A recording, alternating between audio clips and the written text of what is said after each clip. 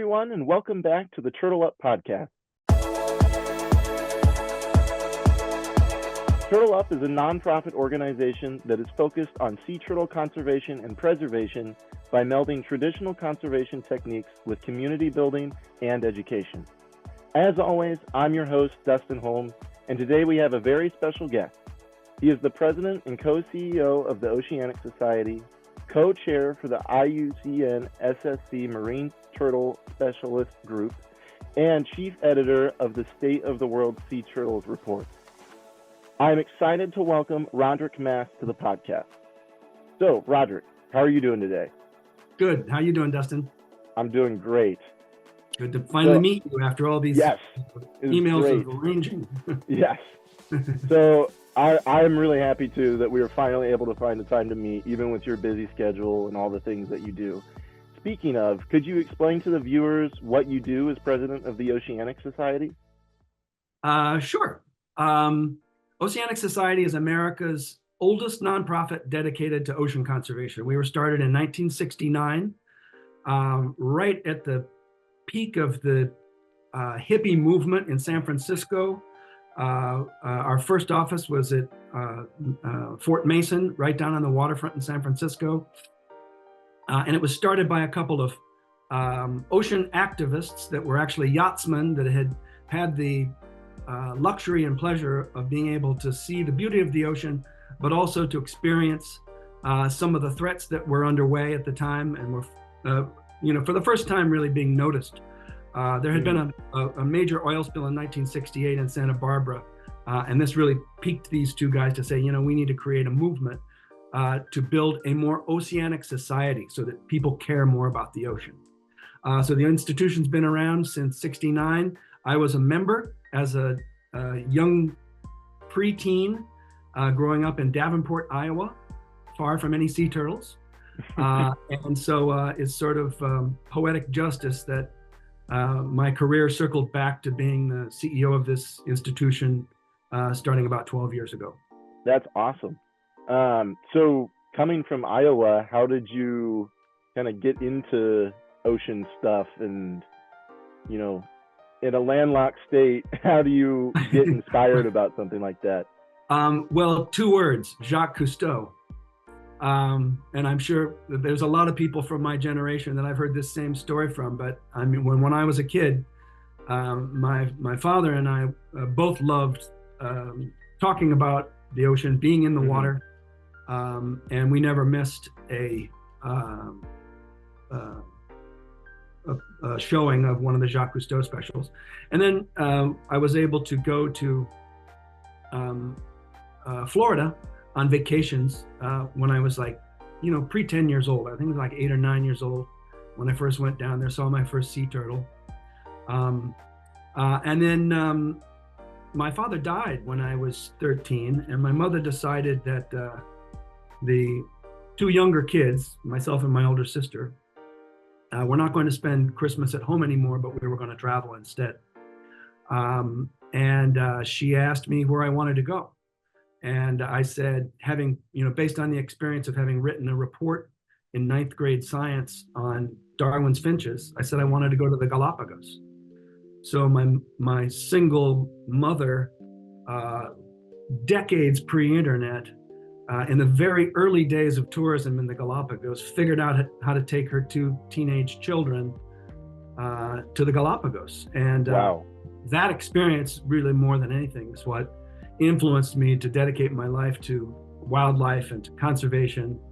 When I was out there in the Galapagos at age of 14, I think it was, I met these guides that could speak multiple languages, and they seemed to know everything about everything and the animals and the plants. And I said, that's what I want to do when I grow up. And so I bet I set my goals on being probably in 10th or 11th grade, I'm going to be a marine biologist when I grow up. And I just followed that path, and here I am. That is awesome. Such a great story. As I mentioned in the intro, you're also co-chair for the IUCN SSC Marine Turtle Specialist Group. What is that? Is that the group that determines the status of sea turtle populations? Yes, that is one of our major reasons for existing. in short, the IUCN is sort of the World Bank for conservation. It's the biggest institution, sort of a federation of institutions and governments and individuals that are all committed to conservation. I encourage your listeners to go learn more about the IUCN. It's an absolutely amazing, very game-changing institution. It's been around for something like 60 or 70 years.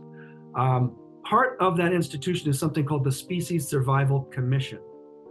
Within that Species Survival Commission, there are something like 150 different specialist groups dealing with everything from primates to Madagascar plants to Macaronesian island fauna and flora, things like that. And one of those specialist groups, one of the oldest in fact, is the Marine Turtle Specialist Group, which was born back in, I think, 1966 by a very famous person in the sea turtle community, a gentleman named Archie Carr.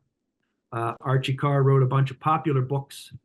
He was one that really brought sea turtles to global attention through the books that he wrote. And he was an inspiration of mine when I was a kid as well. So as you point out, one of our jobs is to make sure that we do what are called red list assessments. These red list assessments become part of a larger red list of threatened species globally, which pertains to all the species globally, not just sea turtles, but plants, animals, microorganisms, even things like lichens are on that red list. And that red list is what governments and policymakers and multilaterals use to determine how they set priorities for doing conservation globally. My group is responsible for doing the red list assessments that determine whether a species is critically endangered, threatened, least concern. In addition to that, we do regional reports, which are a source of information, updated information about the status of sea turtles globally. And we do a handful of other really interesting projects. You can go look at it at iucn-mtsg.org and learn all about it. That's awesome. Thank you for all that information. So basically, you guys are the ones that tell the governments, hey, here's where the problem is. This is what we need to focus on. Right. In rough strokes, it's very difficult, as you can imagine, to talk about a species. Let's say, for example, the leatherback turtle. The leatherback turtle is found in every major ocean basin in the world.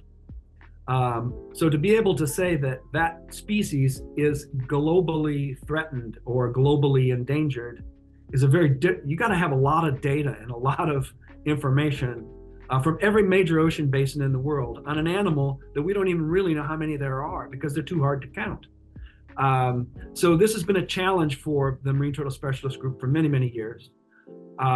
In the last decade or so, we've taken a very specific look at each of the 7 species of sea turtles. There are 7, count them, and I'll hopefully tell you all about each of the 7 before this talk is done.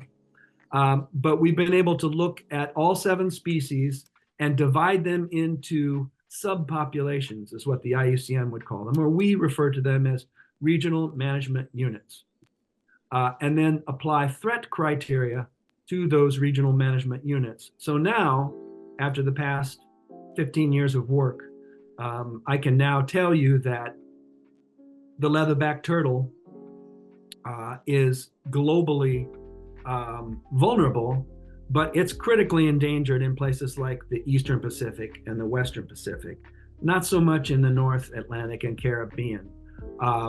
But it's much more valuable for us to know what's happening at the subpopulation scale so that we know where to invest our time and energy, and to advise governments and multilaterals to invest their time and energy.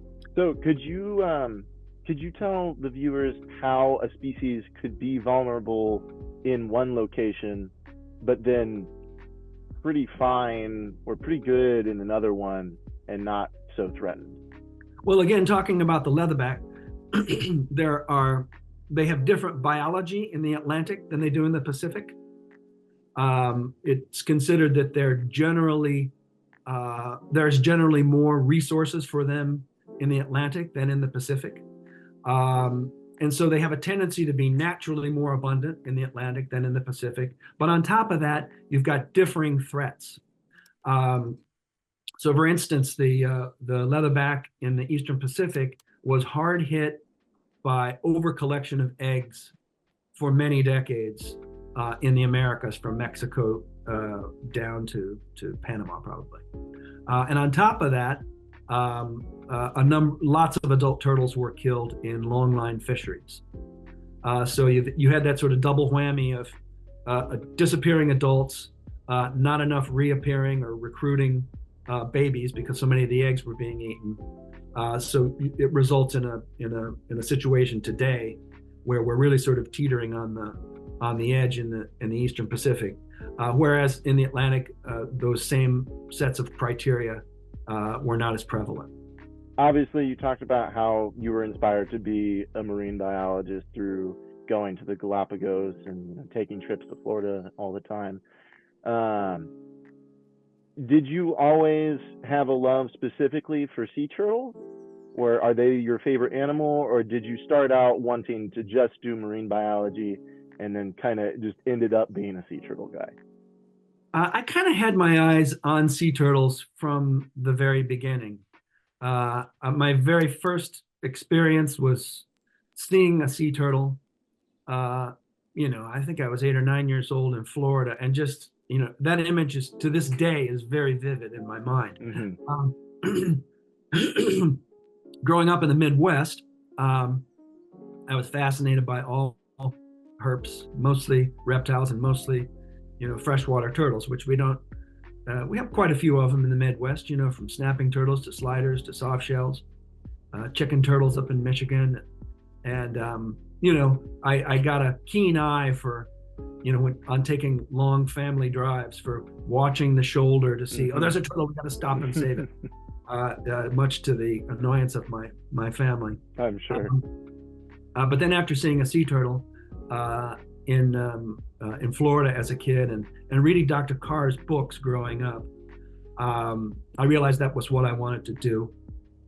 And I ended up doing a sea semester. There's another organization in Woods Hole, Massachusetts called Sea Semester, where they take students on long ocean voyages and teach them about folklore of the sea and deep sea marine biology techniques and things of that nature. I joined that group, and I thought, they told me in advance, you need to do a research project. Well, pick a research topic. So I called up Dr. Carr on the phone at University of Florida as a 17-year-old or something and said, hey, I got to do a research project. I want to do sea turtles. And he very kindly explained to me that would be a little difficult on the open sea. But when I was ready to work on the beach, he said, call my friend Jim Richardson in Georgia, who ran the Georgia Sea Turtle Cooperative at the time. And so the next summer, I called up Jim Richardson and said, Archie Carr said I should call you to get some sea turtle experience. And he hired me, and I spent a season working on Little Cumberland Island in Georgia with loggerhead turtles, which is the second I've mentioned of the 7 species. And that led to me observing. I started, wanting to be a biologist and just study the biology and learn as much as I could about these animals. But I saw so many of them washing up dead on the shore. I learned that they had been killed in shrimp trawlers. I knew that they were endangered. And this started to trouble me. I thought it's not going to do me any good to learn too much about the biology of these animals if they're not around in 10 years. So through Dr. Richardson, I remember going to him and saying, hey, I want to work in conservation. This biology is fun, but I want to make sure that these animals are still here for my kids and grandkids. What's the most important issue in sea turtle conservation right now? What is the species or subpopulation most endangered? And he said, the Kemp's Ridley in Mexico. That's the third of the 7 species I mentioned. The Kemp's Ridley is, to this day, still the most critically endangered of the 7 species of sea turtles. A lot of it has to do with the fact that it only nests in one place in the world, really, which is along the coast of the state of Tamaulipas in Mexico on the Gulf side. And then it migrates all the way up, through the Gulf of Mexico, around Florida, all the way up to the state of New York. They can be seen. And I worked on those animals for a season, and I've stayed involved with that project ever since. And that's what sort of put me into the conservation business as opposed to just biology. And that's what I've been doing ever since. I had a number of years when I was focused more on rainforest and setting priorities for rainforest conservation globally, and working in South America, Africa, Madagascar, Southeast Asia. But I never lost my love for sea turtles, and I never lost my engagement with sea turtles. It's a very strong community. Those of us that work on sea turtles, we have an annual symposium that's been going on for, I think, 43 years. And I try to, I've gone at least for the last 30 years consecutively, haven't missed one. And I think I only missed, 2 or 3 back in the day when my rainforest duties called. But yeah, it's a tight-knit community, and I'm happy to be a part of it. That's really cool. I think everything that you just said highlights, one, how important it is for people to have personal experiences with wildlife, because that is truly life-changing. I got to experience my first in-person sea turtle last summer, and it was definitely, it was definitely an awesome experience for me. Where was that? It was in Mexico. It was on the Yucatan Peninsula. It was for a study abroad trip, actually, and I did some research on them. Hawksbill? No, it was loggerheads and green sea turtles on the beach we were at. Okay, great. And there's also, that's an important area for nesting of hawksbills as well. Okay. I'm working on a book now that's tentatively entitled "The World of Sea Turtles." It's a coffee table book. The photographs are being done by a woman named Thuy de Roy. We're doing this through Princeton University Press. And she is traveling the world right now, getting all the photographs needed for the book. She grew up in Galapagos, so she has plenty of Galapagos green turtles, or they're called black turtles locally. But she needed to fill in the blanks in her portfolio with all the other 6 species. And so I helped her set up a trip to the Yucatan, where specifically to get shots of hatchling hawksbill turtles. Awesome. Yeah, I was there during their nesting season, so I didn't get to see all the babies, but I got to see the parents coming up onto the beach, the moms. It was really cool. It's life-changing. And I mentioned that Oceanic Society was founded by yachtsmen whose goal it was to get people out into nature so that they could have these kind of experiences that would then create a more oceanic society. And we still do that work. And I've done that work all my life, taking people to the field, showing them firsthand the marvels of nature, knowing that I don't even have to say anything. Nature does all the work by creating this heartfelt connection, or actually making us feel this connection that's always there. It's not creating a connection. The connection is, as Dr. Ed E.O. Wilson has said, it's called biophilia. It's our natural connection to the natural world. Yeah, I totally agree. I think the best way to have successful conservation is to give people those personal experiences, because otherwise it's so easy to feel disconnected from it all.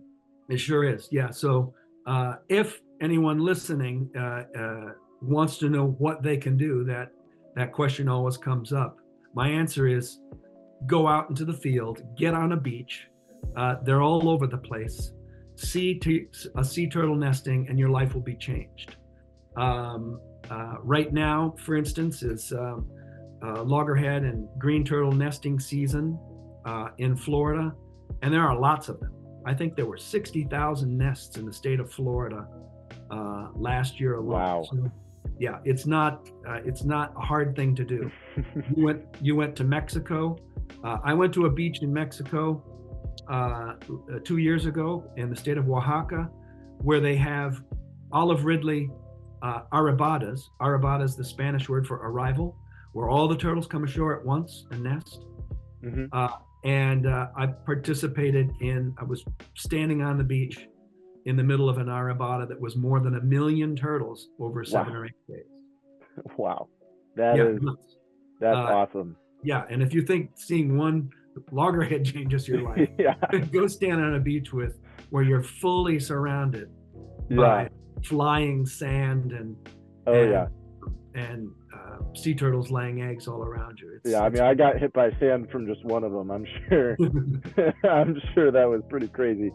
Yeah. And that leads me into another question I had for you. So, with how important it is for people to have these personal experiences, it's also really important to enjoy and experience wildlife responsibly. So how would you recommend people go out and have these personal experiences with sea turtles responsibly and not harm them? Typically you do that just by going with the right coach. For instance, if I were to go to Florida, I would call my friend Kate at University of Central Florida and say, hey Kate, do you have patrols going out this week? If so, can I tag along? And there are institutions all up and down the coast. There's a great institution in Juno Beach called the Loggerhead Marine Life Center, and they have guided trips where you're going out on the beach with somebody that knows the turtles and knows how to handle them, so that you're not doing crazy things like, going up and scaring them away with a flashlight, or getting in their way, or stepping on the babies or something like that. So always go with somebody that knows what they're doing. That would be my number one advice. And a little bit of searching online will help you find those. In fact, let me start another conversation, which is about a program called the State of the World's Sea Turtles Program, which is another one of my titles that you mentioned up front. The State of the World's Sea Turtles Program, you can go see the website at seaturtlestatus.org, is something that I founded with a colleague about 21 years ago, actually. And the idea was that I looked at the world of sea turtle research and conservation and said, what are we missing here? What do we need to make sure that these animals don't go extinct on our watch? And one of the first conclusions I came to was the absence of a comprehensive global scale database. There were great data coming out of the Caribbean, the Mediterranean, Brazil, elsewhere, lots of local projects, some regional scale projects, but no one was really looking at the only scale that really matters for globally ranging species, which is the global scale. So we partnered with Duke University in a program that they have there called the Ocean Biogeographic Information System, or OBIS. And we created a node of OBIS specifically for sea turtles that we call SWOT, SWOT, which is a not very good acronym for State of the World Sea Turtles. But we started it years ago and it has stuck. People ask me why that acronym, and I tell them, well, it's better than so what, and certainly better than SWAST. And it allows us to call all the people that are involved in this program the SWAT team. So SWAT is essentially three things. It's this database that has been growing over the past 20 years, and is now the single most comprehensive database of sea turtle biogeography that there is. It's the community that both builds that database and uses that database. And it's the communication strategy where we use the data to generate products that we then share with the community. So for instance, this is a magazine that we produce. It's called SWOT Report. You can also see this at seaturtlestatus.org.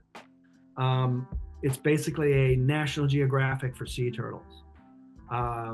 So it has layman-friendly but scientifically correct articles about what's going on in the world that's interesting. It has really cool photographs and amazing maps that we make from that database. So through SWOT, we've developed in the initial years the first ever comprehensive global scale map of leatherback turtles. And then we went on to loggerhead turtles. And then we went on to hawksbills and flatbacks, and both species of Ridley turtles, the Kemps and the olive. And then we finalized with the green turtle in volume 6, which actually won a global award from Esri, the company that produces the GIS software that we use to make the maps. So anyway, I urge the readers to go take a look at seaturtlestatus.org. If you are involved in sea turtle conservation, please join the Sea Turtle Directory, which is basically a yellow pages for everybody in the world that's working on sea turtles.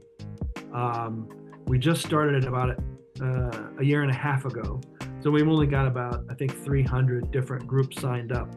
But our intent is to ultimately have everyone working on sea turtles signed up and part of the directory, so that you, let's say you're a tourist and you're going to go to Brazil and you want to see sea turtles. I want you to be able to go to that directory, search for Brazil, get a list of all the people that are working on and institutions that are working on sea turtles there, see which ones offer internship experiences or volunteer experiences or tourism experiences, and then thereby target your planning for travel. It's also a tool for engaging sea turtle communities and the people that are working on sea turtle conservation across 140 some countries where they can be found. Something that amazes me, specifically with the sea turtle community, it seems like from what you've been saying, is just how connected and how much communication goes on between everybody across the world dealing with sea turtles. I think that's really awesome. And there's not a lot of other fields, I feel like. Now, with science, everybody communicates, but I feel like there's something really special about the sea turtle community and how connected everybody is. Yeah, it's really special. And, there are other communities like the shark people or the whale people. And they have communities too, and they have meetings, although I don't know if they're as regular as the sea turtle meetings are. But my experience with those other communities is that they don't like each other so well. The sea turtle people, we all like each other. And when we get together for our annual Sea Turtle Symposium to share the latest news on science and conservation, we have a blast. It is the best party of the year. And in fact, I've had some people from the whale community or the shark community come to these meetings and say, "You guys really have fun. How can we do that in our field?" Well, I don't know the trick to that, but you just gotta love sea turtles, I guess. You gotta, we all come up with our acceptable excuses for why we chose to work on sea turtles, and scientists will tell you, "Oh, they're excellent research models for this or that." Yeah, but so are white mice and fruit flies. Mm-hmm. Most of us, and I would go as far as to say all of us, have had some experience with sea turtles in our lives that have connected us in a deep, visceral way with these animals. It's you see it in popular marketing. Every time I go to Florida, I used to always buy the keychains and T-shirts and things like that. I can't buy them now. It's like the sea turtle has become the icon of the state. Or Hawaii. How many people have you seen that have those little Honu stickers on the backs of their SUVs? Yeah. Just people love sea turtles, and so good for us. That allows us to use these animals as what I like to call flagship species. I might publish a headline in the New York Times about coral bleaching, let's say, and the average reader might go, coral bleaching, I don't know, that sounds really depressing. But if the article has sea turtles in the headlines, sea turtles are impacted by coral bleaching, that allows me to grab people's attention and to tell the stories of ocean conservation, of planetary conservation priorities in ways that engage people. Coming from a landlocked state, it's really important to remember that you are still connected to the ocean, and it's important to keep the ocean healthy, even if you're hundreds, if not thousands of miles away from it. Yeah, frequently when I give talks, and especially in places that are far from the ocean, I ask up front, who here likes to breathe air? And people kind of go, well, I do. Who here likes to eat food? Live in a survivable climate? Well, if you like all those things, then you need a healthy ocean. Whether you live in Ohio or Florida, if you live in Davenport, Iowa, you see that Mississippi River flowing by every day, and you know where that goes, right? So anything you do that affects that river affects the ocean and affects the planet overall. It's no surprise that there are dead zones in the ocean where the Mississippi River hits it. It's all the stuff that we put in. And it's stuff we don't even think about, right? But we need to, because it's a little easier to comprehend when it's a plastic water bottle and you see it floating down the river. Yeah. But what about the cadmium, right? The cadmium in those dead turtles that washed up in Mexico. Where'd that come from? We don't even know. But somewhere. And we've had warning signs since Rachel Carson wrote Silent Spring, which was something like, I don't know, 55, 60 years ago. I can't remember. Yeah, it was probably 50s or 60s. Yeah, and we just didn't pay attention, right? I remember there was a book written by a coworker of mine called Our Stolen Future, which was sort of a reprise with modern research of everything that Rachel Carson had said 25 or 30 years earlier. Nobody paid attention to that book either. It was all there. We saw it coming, but now is when the rubber Now hits. we're feeling it. Right. Yeah. And now is when we really got to get going. We can't wait for people to debate whether climate change exists or not. It does. And even if it doesn't, a precautionary approach to dealing with it is not a bad idea. So I've gotten a little off the topic of turtles, but no, you're okay. Actually, this leads pretty well into another question I had, which was obviously the Oceanic Society has a lot of initiatives. How can people go and support those initiatives? Well, great.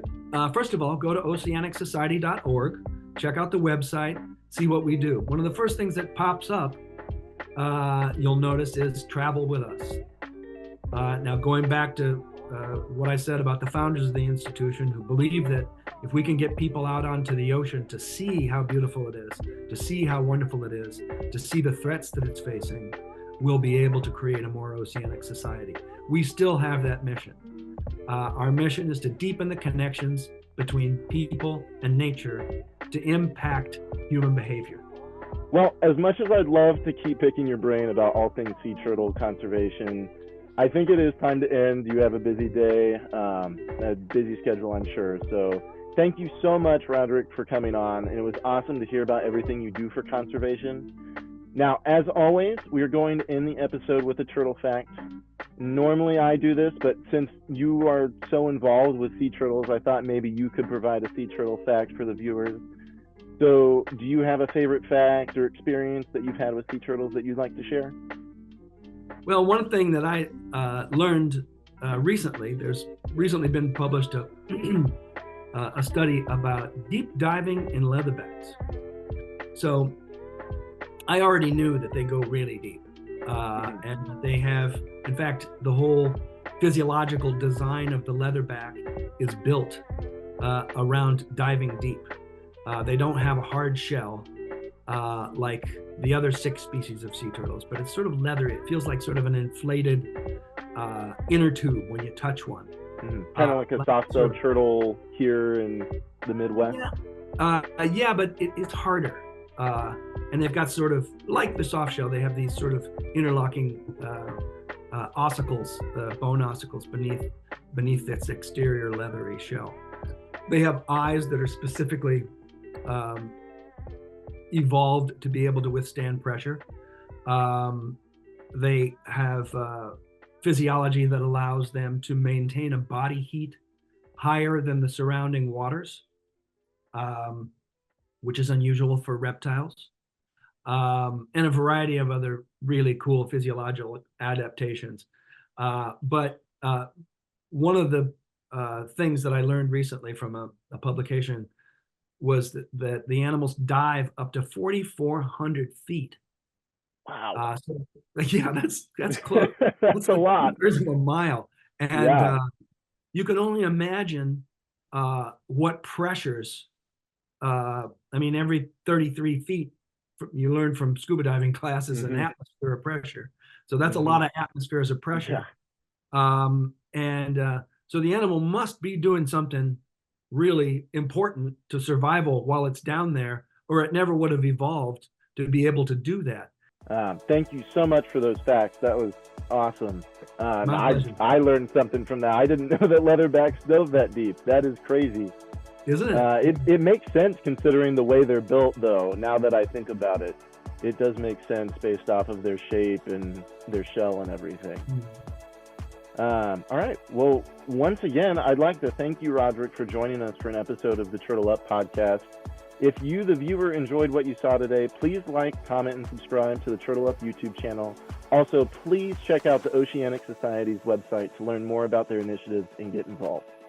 Until the next episode, keep exploring, don't stop asking questions, and make new discoveries. Turtle up. See you, Dustin.